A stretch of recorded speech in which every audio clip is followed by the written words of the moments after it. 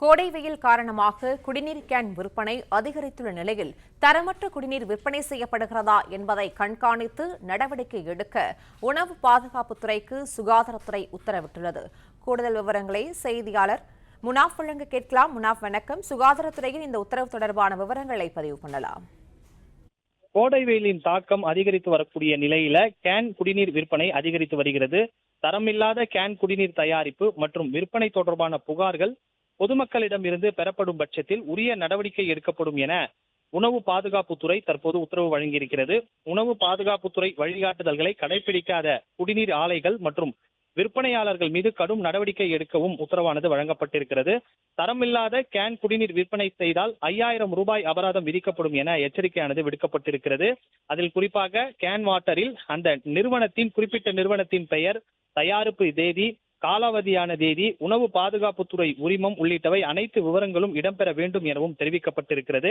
தமிழ்நாட்டில் குடிநீர் கேன் நிறுவனங்கள் உணவு பாதுகாப்புத்துறையின் வழிகாட்டுதலை முழுமையாக பின்பற்றுவது அவசியம் என்றும், தரம் மற்றும் முறையான அனுமதி இல்லாமல் அடைக்கப்பட்ட குடிநீர் விற்பனை செய்வது தெரிய வந்தால் கடும் நடவடிக்கை எடுக்கப்படும் என்றும் உணவு பாதுகாப்புத்துறை எச்சரிக்கை விடுத்திருக்கிறது.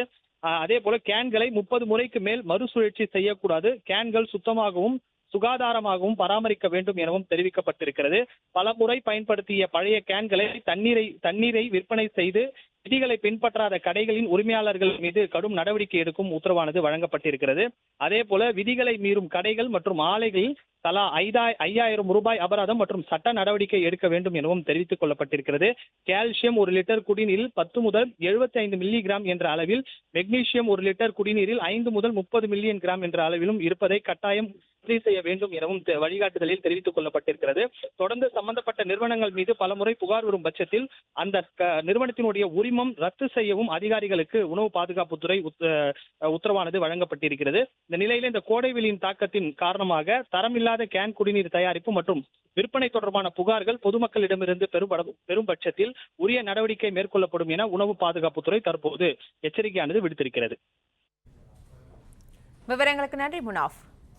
பிளே ஸ்டோர் மற்றும் ஆப் ஸ்டோரில் இருந்து பாலிமர் செயலியை QR கோடு மூலம் பதிவிறக்கம் செய்யுங்கள்.